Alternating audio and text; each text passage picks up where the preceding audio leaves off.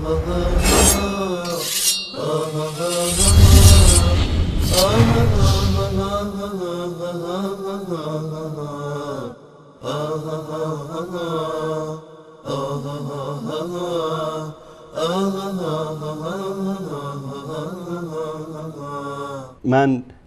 چالش میدم به 200 تا کارشناس و مرجع تحلیلی که تو شبکه ولایت هستن و همه این علق مزغایی که هستن دور و بر قزوینی، ابوالقاسمی و یزدانی و صیغه زادایی که اونجا جمع شدن، همتون جمع بشید در یک اتاق، تک تنها حاضرم با همتون مناظره بکنم، با همتون به ترتیب صحبت بکنید.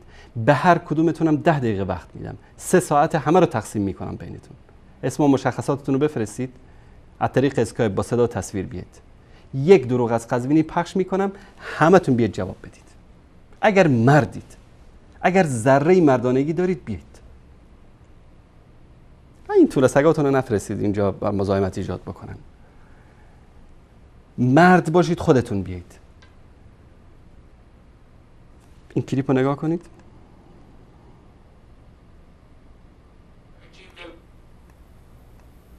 الان خود شبکه ولایت هر کسی بیاد یه حداقل 6 ماه، بیشتر نه.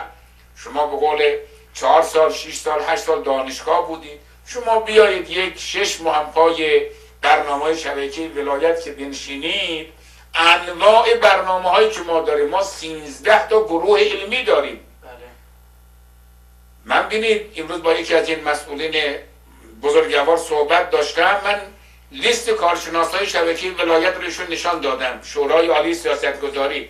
گفتم در کره زمین چه شبکه های دولتی مال جمهوری اسلامی، چه شبکه های شیعی، کی همچه سرمایه‌ای داره؟ گفت هیچ شبکه‌ای نداره. ما اینجا الان عزیزم نزدیک 200 تا کارشناس داریم از حوزه و دانشگاه، یا مجتهد مسلما، یا مجتهد متجزیاً، یا دکترای حوزوی دارن، یا دکترای دانشگاهی دارن. یعنی الان این سرمایه‌ای که ما هستیم، ما یکی از این بزرگواران تلفنی با من صحبت میکرد، ایشون اخویشون هم شبکه داره. یکی از بزرگواران به من گفت من نظرم است که امروز شبکه ولایت بهترین و قوی‌ترین شبکه برای نشر فرهنگ اهل بیته. گفت از من سوال مال اخوی شما چی؟ گفتم با شبکهشون به درد هیچ کاری نمیخوره. افرادی را آوردن اونجا، ما نمیخوام، من همچه عقیده‌ای ندارم. من برای تمام شبکه‌ها مادامی که از مسیر اهل بیت انحراف نداشته باشن براشون احترام میگیرم. ولی اگر عزیزم شما 6 ماه پای شبکه ولایت، ولی نه پای یک برنامه‌های مختلف و متعددی که ما از ساعت 4:30 داریم تا ساعت 12 شب 6 ماه اینجا بنشینید، مبانی اهل بیت میاد دست شما عزیز دل.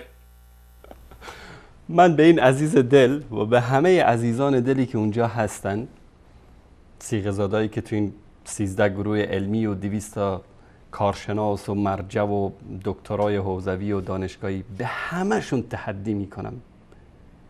مردید، غیرت دارید، بیایید در هفته آینده 3 ساعت برنامه آن روی سکه رو اختصاص میدیم به یکی از دروغای قزوینی، همین دروغ که در مورد منهاج السنه گفته. میخواید در مورد دروغی که در مورد ذهبی گفته محمد بن اسماعیل بخاری، حیاکم الله، در مورد اونم میخواید صحبت میکنیم باهاتون.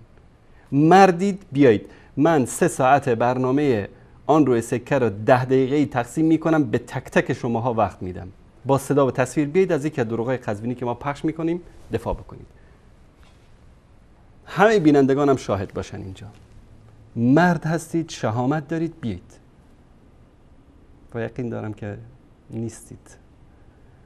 در این 5 سال یکی از این دروغا رو نتونستید جواب بدید. یکی از دروغای قزوینی رو نتونستید ازش دفاع بکنید.